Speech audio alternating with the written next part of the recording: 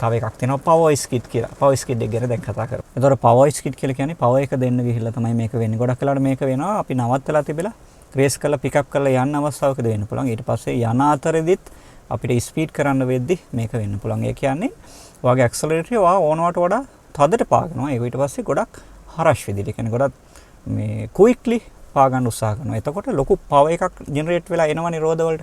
එතකොට ඒක දරා ගන්න බැරි වෙනවා රෝද දෙකට.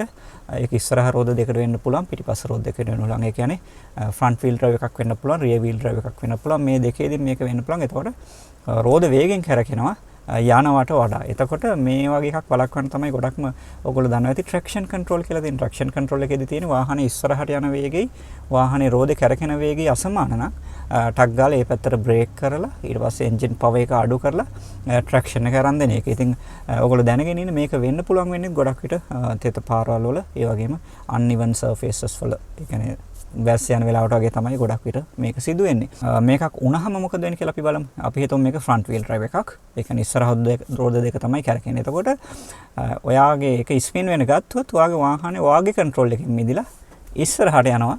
ඊට පස්සේ රියර් වීල් එකක් නම් රියර් වීල් දෙක ඒතකොට වේගෙන් කැරකෙනවා ට්‍රැක්ෂන් එක හම්බෙන්නේ නැහැ. ඒතකොට පිටිපස්සේ කොටස මෙහෙම පැද්දෙන්න ගන්නවා ස්පින් වෙන්නත් ගන්නවා. ඒක තමයි වෙන්නේ. ඒතකොට තේරෙනවා ඇති මේකත් හරිය ඩේන්ජර් අවස්ථාවක්. ඒ වගේම මේක වුණොත් ඒතකොට ඔයාලට කරගන්න පුළුවන්කම ලැබෙන්නේ දැන් හේතු ඇක්සලරේටර් එකනේ. ඒතකොට ඔයා ඇක්සලරේටර් එක පොඩ්ඩක් රිලීස් කරන්න. තනි කරව නෙවෙයි.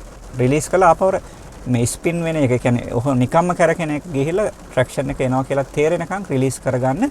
ඒකල හරි ස්ලෝලි පාගලා ස්ටිය කරගන්න ඔයාලට යන්න ඕන පැත්තට. ගොඩක් ස්පින් වුණොත් එහෙම නැත්නම් කැරකෙනවා නම් කැරකෙන පැත්තට නෙවෙයි අනිත් පැත්තට ඔයාලට ඔහොම කපන්න වෙනවා.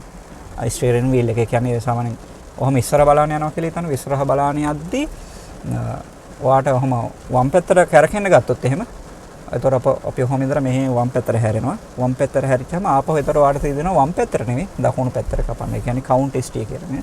කවුන්ට් ස්ටිය කරලා ආපහු ඇක්සලරේෂන් එක ගන්නවා. මේක හරි ඩේන්ජර්. හිතන්න හයිවේ එකේ එහෙම යද්ද ඔයගොල්ලෝ ලේන් එකක් මාරු කරලා ඉස්සර කරන්න. හයිවේ එකෙන් නෝමල් පාරේ වුණත් එහෙම ස්ටිය කරන්න.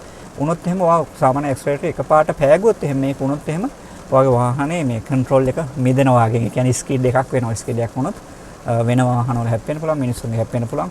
අනතුරක් සිදු වෙන්න පුළුවන්කම ලැබෙනවා. ඒතර මේ දෙවෙනි එක ගැන තමයි අපි කතා කරේ පවර් ස්කිඩ් එක. ඊළඟට අපි කතා කරමු